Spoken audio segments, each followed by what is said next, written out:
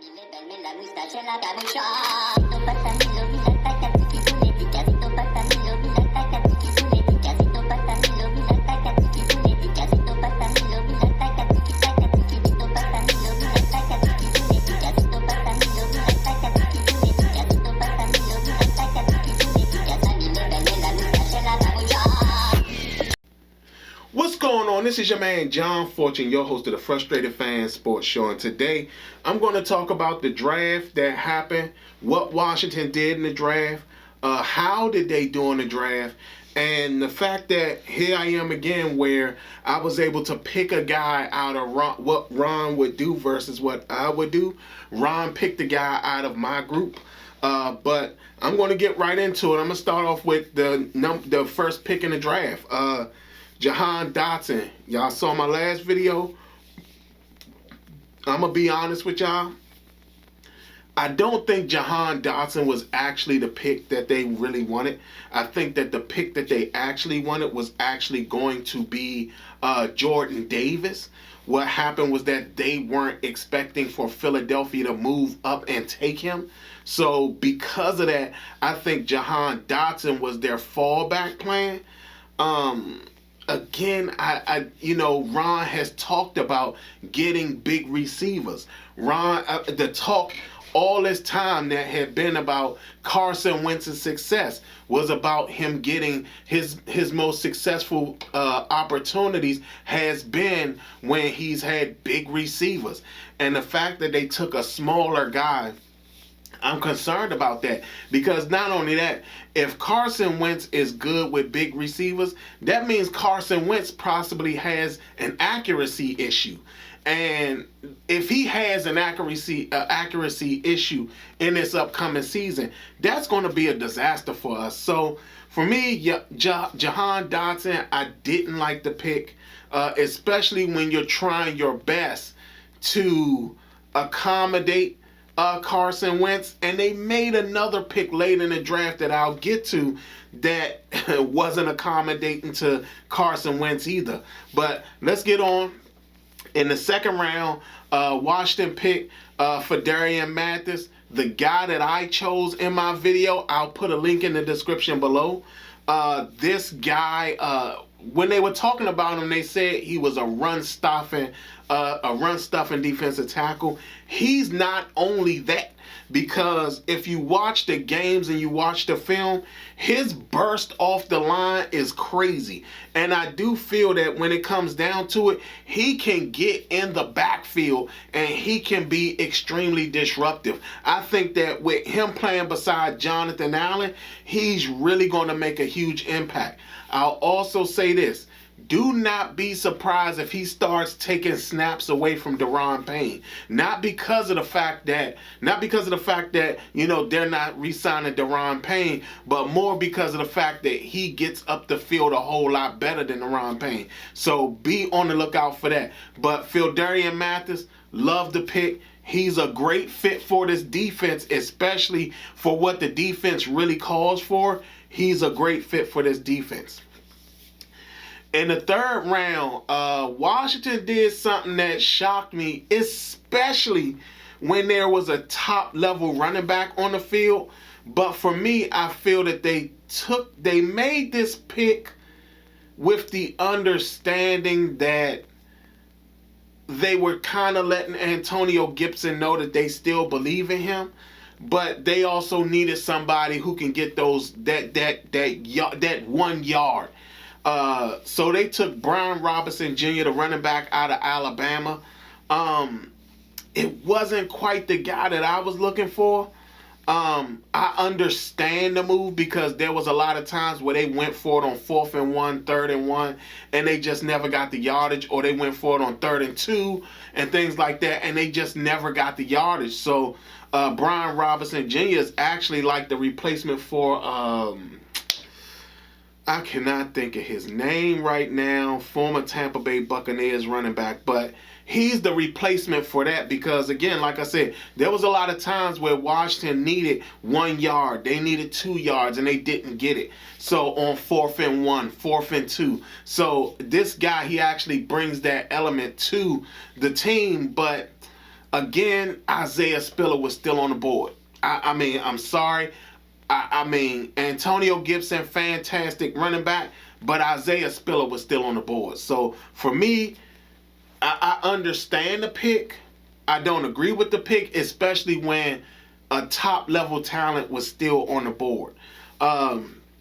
In the fourth round, Washington took the safety Percy Butler.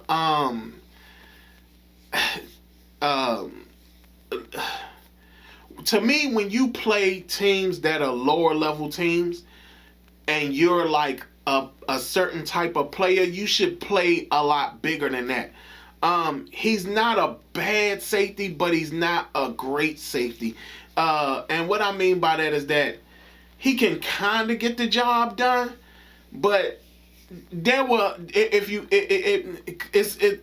it wasn't easy to find film of him. And when I did, I found complete games. But what I noticed is that there was a lot of times that he was being taken out of position. You know, like there were times where he would get caught up and get caught looking into the backfield, or would miss a wide receiver running directly behind. Like he would actually miss these type of plays. So I'm actually surprised that they took him in the fourth round. I mean, maybe it's a special teams thing. I don't know. But because that's what they were saying, special teams. I don't know. But kind of shocked that they took him in the fourth. So we'll see how he plays. This is the second year in a row they took a safety that wasn't up to standard starter. Last year they took Derek Forrest. This year they take Percy Butler. I don't know what they're thinking. We'll have to see what happens with this guy. I just don't see it. So that's a little concerning for me, but we'll see how it goes. In the fifth round, Ron, I think, shocked everybody with this pick. But I want to give a shout out to one of the commenters on my video, because he had asked me this question. He said, and the guy is YT Rennie. YT Rennie, I'm giving you a shout out. He asked me the question. He said, who do you think, if we were to take a young quarterback, who do you think we would take? And the first thing I said, and I told him, you know, I think you guys have all heard me say this. I believe in the factor of when you take a quarterback, you also take his weapon. So I'm a staunch believer in that. Again, several teams showed that they were willing to do that. Arizona sat up there and got Marquise Brown from the Ravens. That was a smart deal. But I told him, I said Sam Howell would come here solely because of De'Ami Brown. He's comfortable with De'Ami Brown. Him and De'Ami Brown and Dez Newsome was his target. So the fact that Washington took Sam Howell, that was a shocker. Again, it doesn't work well for Carson Wentz's mental state. I don't know why they did that, but again, this tells me that they believe in De'Ami Brown, and at the same time that they may not believe in Carson Wentz as much. And I'm sorry this worries me, because again, you gave Carson, you took on that $28 million deal, that $28 million cap hit. And to bring in Sam Howell, that was shocking to me. But again, this tells me that they believe in De'Ami Brown, because again, Sam Howell has his weapons. So that's a shocker to me that they did that, especially with Carson Wentz's mental state and how he acted when Jalen Hurts was drafted. So sometimes I think Ron does stuff to push people's buttons, but this was one I think he shouldn't have did. But hey, it's something, right? And for all y'all who wanted the quarterback, he took a quarterback. And like I said again, YT Rennie, I'm giving you a shout out. You asked me, I told you Sam Howell was more than likely going to be the guy. And sure enough, Sam Howell is the guy. Next in the 5th round, they took Cole Turner. Again, this was on my what would Ron do versus what would John do video. And I told y'all in that video, Cole Turner, he matches the schematics of what Ron is looking for. When I told you, Pete Hainer had made it very clear. He said he only looks at tight ends that are 6'5" and up. And I told you, this guy Cole Turner, he's 6'6". And I said, and when I saw video of him and I looked at the games, because I was actually paying attention to Carson Strong, and I looked at everything and I said, oh man, this is a Ron Rivera guy. Like he has the height, he has the ability to run patterns and do things. Like I said, my only issue with him was that he wasn't that good of a pass blocker. So again, 2 years in a row, I got a pick that Ron would in fact make. And Ron actually took a guy off of my list. So that was actually good. But again, Cole Turner, I think that this is actually a good pickup. Like I said, my only concern is that the fact that when it comes to running downs and kind of like passing downs, don't ask him to block, because you can tell that anytime that they ran, like when Nevada ran the ball, you knew which side they were running on, and they would put a particular guy to that side just to blow up the play on that side sometimes. So, like I said, good pick though. That was a very good pick. In the 7th round, Washington took Chris Paul, the guard out of Tulsa. How can I explain this guy? Like,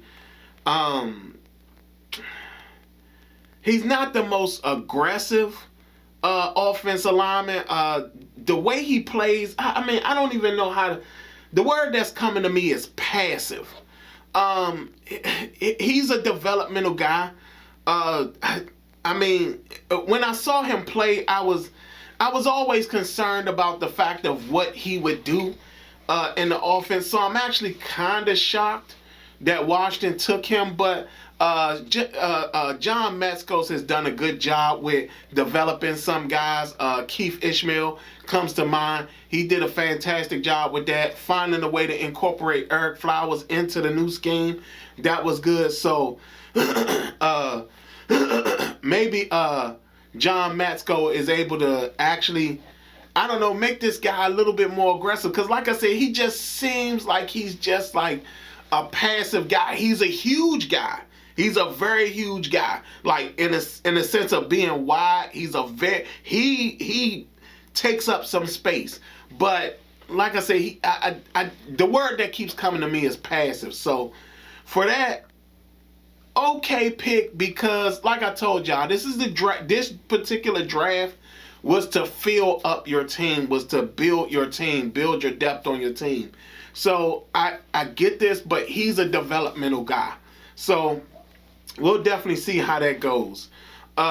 In the last pick, their last pick in the 7th round was Christian Holmes, the cornerback out of Oklahoma State. Now, this particular guy, if this is the guy that I'm thinking of, I think he wears number 0. And the reason why I remember him is because he was the one who Thornton from Baylor caught the pass in the Big 12 championship game.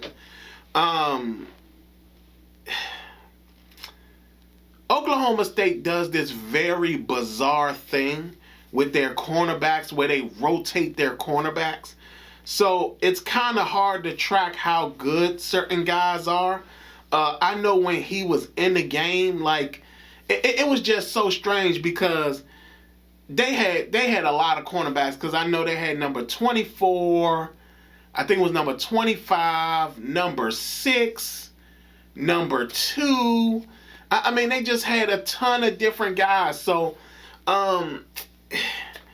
it's one of those things where we would have to see what this guy can do. I think he's like 6'1" or something. He's a fairly tall guy. He looks bigger than what he's listed as. But I do remember this guy because I think he's number 0. I think he's number 0 at Oklahoma State. And the reason why I remember him is because Thornton caught the touchdown in the Big 12 game. And I remember them calling out his name. So if this is the guy that I'm thinking of, and that's number 0, I think his number is number 0. I'm not certain about this guy because we will have to find out what he's going to become.